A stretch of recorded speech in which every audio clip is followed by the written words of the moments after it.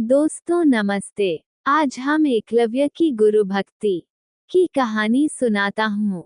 एकलव्य महाभारत का एक पात्र है। वह हिरण्याधनु नामक निषाद का पुत्र था।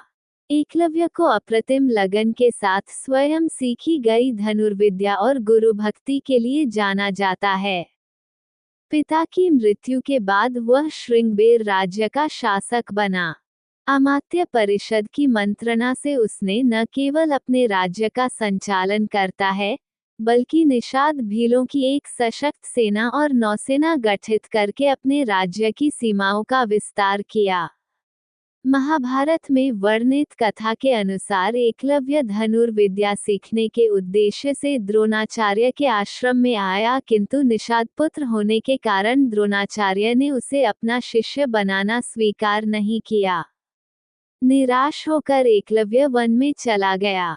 उसने द्रोणाचार्य की एक मूर्ति बनाई और उस मूर्ति को गुरु मानकर धनुर्विद्या का अभ्यास करने लगा।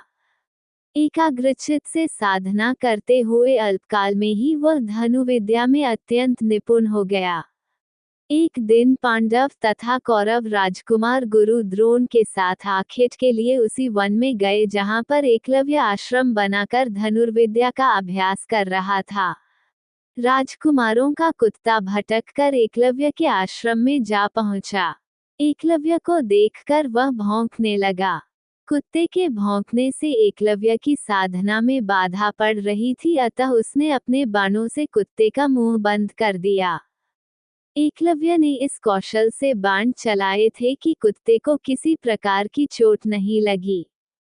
कुत्ते के लौटने पर कौरव, पांडव तथा स्वयं द्रोणाचार्य ये धनुर कौशल देखकर दंग रह गए और बाण चलाने वाले की खोज करते हुए एकलव्य के पास पहुंचे। उन्हें ये जानकर और भी आश्चर्य हुआ कि द्रोणाचार्य को मानस गुरु मानकर एकलव्य ने स्वयं ही अभ्यास से यह विद्या प्राप्त की है। कथा के अनुसार एकलव्य ने गुरु दक्षिणा के रूप में अपना अंगूठा काटकर द्रोणाचार्य को दे दिया था।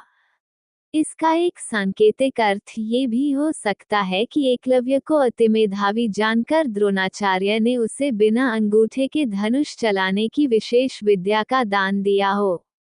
कहते हैं कि अंगूठा कट जाने के बाद एकलव्य ने तर्जनी और मध्यमा अंगुली का प्रयोग कर तीर चलाने लगा। यहीं से तीरंदाजी करने के आधुनिक तरीके का जन्म हुआ। निस्संदेह ये बेहतर तरीका है और आजकल तीरंदाजी इसी तरह से होती है। वर्तमान काल में कोई भी व्यक्ति उस तरह से तीरंदाजी नहीं करता जैसा कि अर्जुन करता था।